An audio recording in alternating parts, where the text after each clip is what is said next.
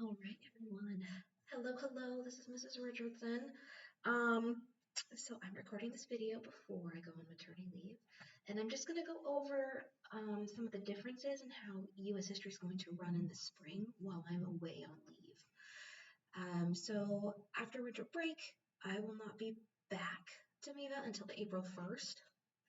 So your U.S. history class is going to be heavily asynchronous, and your substitute teacher is going to be Lady Reed with Mr. Fournier as a backup.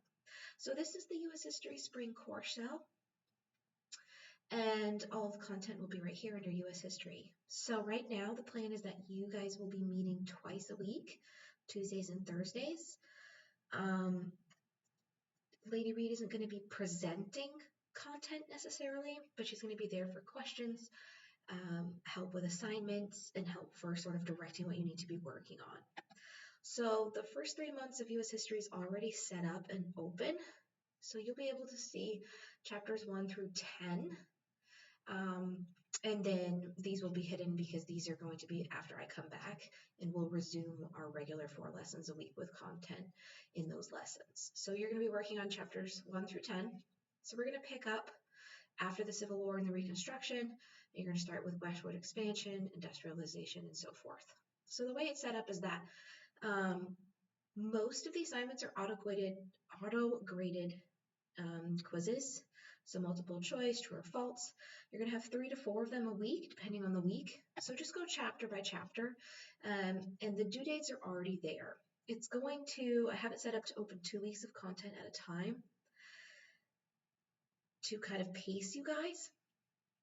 So you'll see the first week of school, you've got 1, 2, 3, 4 auto-graded quizzes and 4 tied to the lessons due the first week. It's going to be the same sort of setup where everything's due on Friday.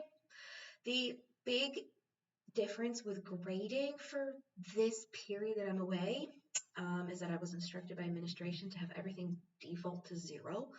So you're going to start these quizzes with a 0 and then you build up rather than starting with nothing and then having me 0 out after it's overdue. So that's going to be a difference in the grade book for the first couple of months. So these first 2 weeks of assignments will be open as soon as you get dropped into this course shell. And then every 2 chapters, you're going to have an exam. And all the exams are set up the same. So you'll have an exam every 2 chapters, and it will be 10 multiple choice or true or false questions and 5 written response questions. And then the written response questions are going to be graded by Mr. Fournier while I am out. So just be patient if there's some delays on grading. He has a whole answer key and a timeline for when the exams are going to be submitted, but I don't know how fast they'll get graded based on how busy he is. So you'll do that exam setup every 2 chapters, and it's going to be the same for each exam. So like exam 2 for chapters 3 and 4, again, will be 10 multiple choice or true or false questions and then 5 written responses.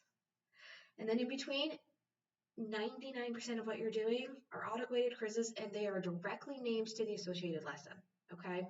So you'll read the textbook lesson and use that as a resource for your quiz. All of the quizzes have 3 attempts, just like what we did this semester. And so if you're one of the few students who may be joining semester 2 as a new student, your quizzes are right embedded in the content, and then these are your textbook links. So you'd open your textbook lesson, read the lesson, and then take the associated quiz, which you'll have to click the Go to Quiz tool. There are occasional written response assignments in here. I think there may be 3 for the entire 3 months. So you're going to see the same setup all the way through chapter 10. Now, the week that we work on chapter 10 is the week that I should be back, barring unforeseen circumstances.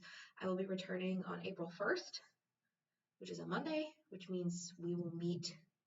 You'll see me virtually face-to-face on April 2nd.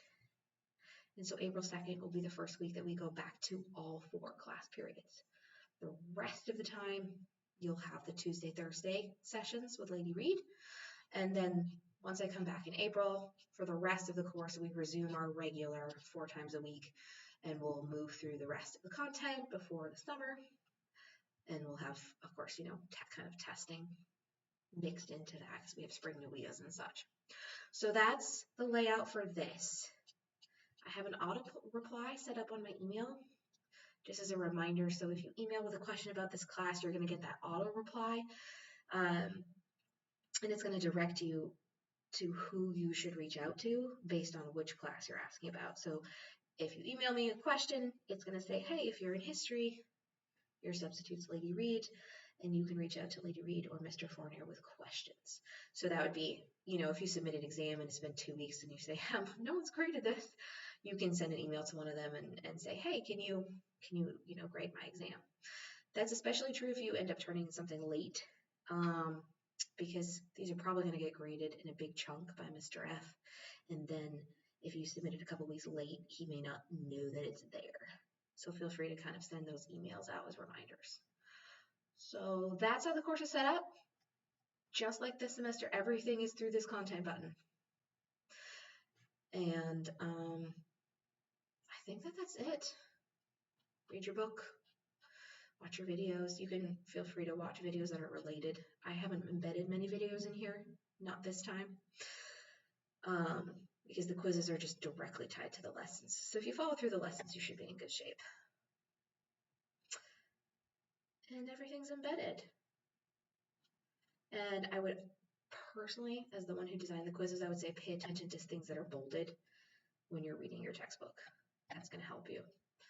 And remember, everything in this course is open book. So if you want to look at this quiz first, have it open in another tab, read the questions, then go read the lesson and work on the quiz as you go, that's totally acceptable. It's not about memorization as much as it is about learning about the big picture of what was happening in history. So you guys will be learning all the way through until just about the Great Depression. And then I'll come back. So I will be back for World War II and moving through the timeline after that. But I think that's everything. So, yeah, reach out to Lady Reed or Mr. Fournier if you have any questions. And I will see you guys all in April. Okay.